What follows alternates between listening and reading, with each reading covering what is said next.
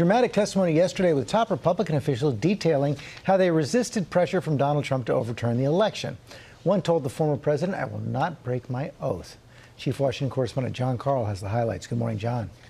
Good morning, George. In dramatic fashion, the January 6th committee showed the enormous lengths to which Donald Trump went to pressure state and local officials to overturn the election results in their states, and the way he and his allies turned their lives upside down when they refused to go along with his demands. Rusty Bowers is Arizona's Republican Speaker of the House. He'd been a strong Donald Trump supporter, but he told the January 6th committee that after the election, Trump had demanded he do something that was both immoral and illegal. I said, look, you are asking me to do something that is counter to my oath when I swore to the Constitution to uphold it.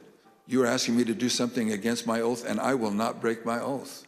In a series of calls after the election, Trump, Rudy Giuliani, and others demanded Bowers throw out the electoral votes won by Joe Biden and replace them with a bogus slate of Trump electors. Giuliani asking him to put party first. He would say, aren't we all Republicans here?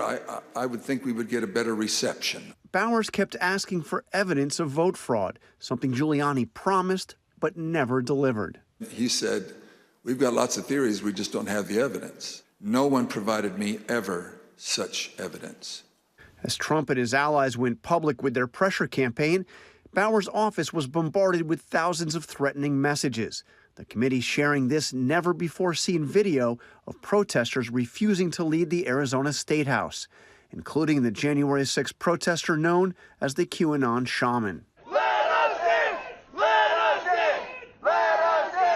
And like Bowers, many state lawmakers and election officials in the contested states were harassed at home. The committee presented new video showing how explicit those threats were. The punishment for treason is death. The committee also called an election worker from Georgia, Shay Moss, who, along with her mother, Ruby Freeman, was falsely accused of election tampering by Donald Trump and Rudy Giuliani. Of Ruby Freeman and Shay Freeman Moss and one other gentleman, quite obviously, surreptitiously passing around USB ports as if they're vials of heroin or cocaine. In one of the videos we just watched, Mr. Giuliani accused you and your mother of passing some sort of USB drive to each other. What was your mom actually handing you on that video? A ginger mint.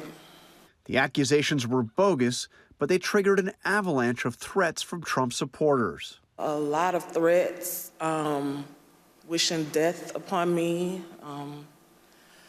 telling me that, I'll be in jail with my mother, and saying things like, be glad it's 2020 and not 1920. Moss's mother, Ruby, sat behind her at the hearing. Donald Trump attacked her by name 18 times in a single phone call with Georgia's top election official. In videotaped testimony, Freeman describes the toll that took on her life. There is nowhere I feel safe. Nowhere. The committee also heard from state officials in Georgia, Pennsylvania, and Michigan in taped and live testimony. All of them Republicans, and all, George, people who faced intense pressure from Donald Trump and his allies to use their position to overturn Trump's election loss to Joe Biden. There's something of a lonely group inside the Republican Party right now. More and more candidates out on the stump this year are backing former President Trump's election lies. Yes, George. In fact, an analysis by 538 of all the Republican primaries so far this year shows that in statewide elections and in races for Congress, 52% raised doubts about the election, 37% outright deny the 2020 election results. So still very much central to the Republican rank and file. Just astonishing. John Carl, thanks very much. Hi, everyone. George Stephanopoulos here. Thanks for checking out the ABC News YouTube channel. If you'd like to get more videos, show highlights, and watch live event coverage, click on the right over here to subscribe to our channel. And don't forget to download the ABC News app for breaking news alerts. Thanks for watching.